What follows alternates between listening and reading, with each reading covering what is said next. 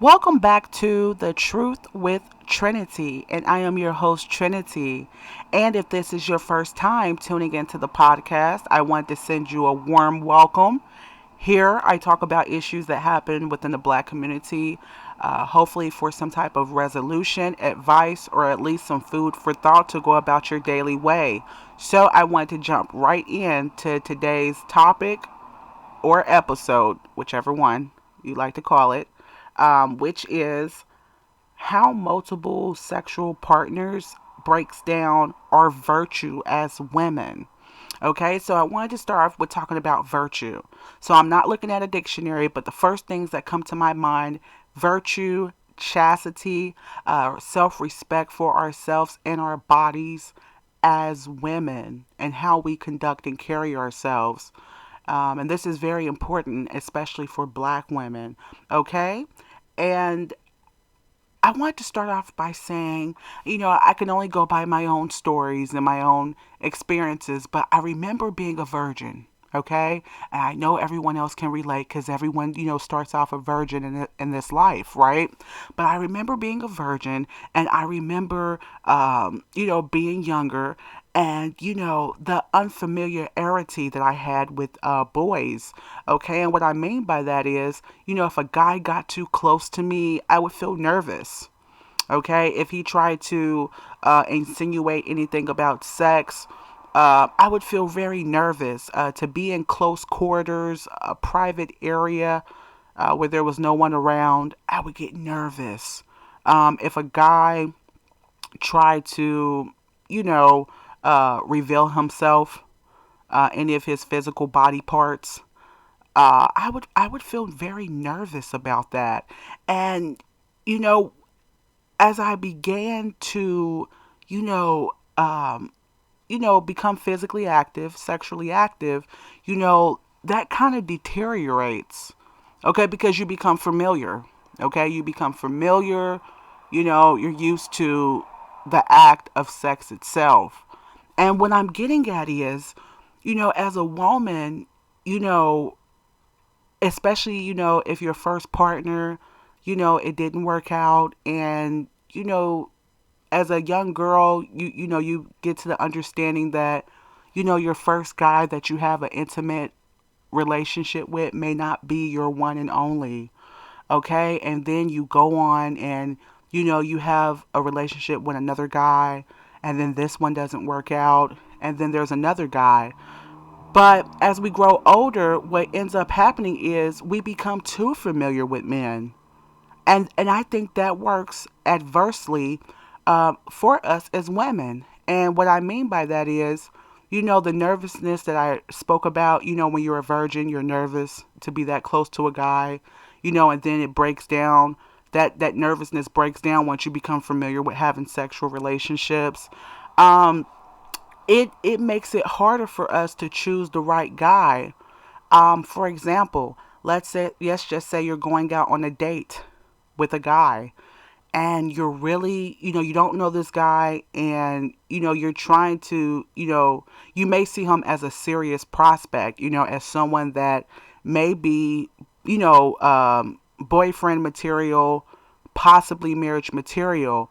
And what happens is, when you're so used to having sexual relationships, um, sometimes your body gets the best of you, and you're not able to have enough discipline not to have sex, with a guy. And in this society, they're teaching women that, hey, it doesn't matter, if guys are having one night stands, and then you may hear some guys say, oh, I don't mind if a woman, gives out on the first date. They're saying that, but um the respect a lot of times goes out the window, if you have sex very quickly.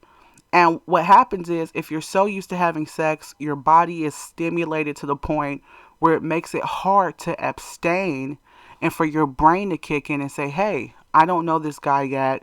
I want to see where he's at, what he's talking about, and what he's bringing to the table as far as a relationship. He may give you a hug at the end of a date or a little kiss. And if you're so used to having sexual relationships, that kiss may turn into something that you didn't want it to turn into. Okay? It might go all the way, the whole 12 yards, the whole 9 yards, and you didn't want it to go there. Okay? And so that's an example of how, having multiple partners breaks down our, our virtue as women. We want to make it to where we're uncomfortable with men physically. Okay? We don't want to be so comfortable with guys that we could just easily sit on some guy's lap. We could easily, just let a guy put his hands on our body parts because we're so used to, being stimulated sexually. And there's nothing wrong with, having sexual relationships. We're adults.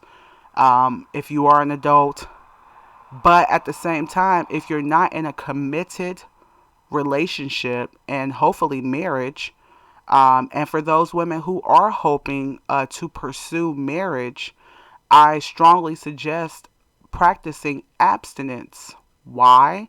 Because if you're not in a committed relationship, and let's just say you have what is called a booty call or friends with benefits, those relationships are going to be detrimental to you finding a husband because, like I said, if you're so used to being stimulated, okay, your body is used to having sexual relationships, and then you meet a guy that may be really handsome or whatever, or that you're highly attracted to, and your brain is saying, hey, I'm going to wait out. I'm going to hold out. I'm not going to give him any type of physical encounter until I get to know him. But if your body is so used to being stimulated, you might do something that counteracts what your brain is telling you, and then you're stuck back at square one. Okay, so you're left in the friends with benefits category, but in your heart, you really want to be that wife. Okay, and also, when you abstain from sex, and if you're not in a committed relationship, marriage, it gives you time to get to see who a person really is. As women, we have this nurturing side to us. Once that part is stimulated, and you're having these type of physical encounters with guys, we have this innate type of thing where, we begin to care and love, even if we say we're not loving. If we say, I don't care about that guy. I'm just having a friends with benefits. But those emotions are lying and playing tricks with us. When those emotions, start to trickle, then we're not thinking with our logical side, we're not calculating mentally who this individual is. So our brain is covered from what we really need to see. Okay? And what we really should be shooting for is, you're already beautiful. You already know that. You're already physically attractive. And our goal, really, as women, for starters, should be not how we can get a man to find us physically attractive, but how can we land the man that's going to find us attractive overall? Our brain, how we think. Does he care about, what we have to say? Does he care about our thoughts? And then you can move on to the physical part later. But a lot of times in our society, in today's society, we're putting, yes, see what he has in bed first. Let him see what I have in bed first, and then we move on to the more important parts that should be first, which is the morals. Do you have morals? Do you have common mutual respect for each other? So to put a recap in retrospect, as women, if we're not in a serious relationship, if you're not in a committed relationship, definitely you want to really practice abstinence because you don't want it to kill your virtue. You want to be at a point where you're not so used to physical stimulation, sexual relationships, that you are making misguided choices, and repeating things that maybe as women we don't want to repeat again, because a lot of times we'll blame men for something, but actually it's something that from within that we can solve within ourselves, so that we won't keep running into the same pattern and the same things that we claim we don't want. And that pretty much wraps up this segment. Um, it's been a pleasure talking with you guys.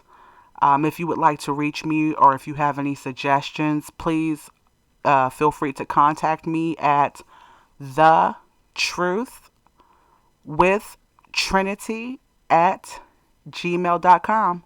Peace and blessings.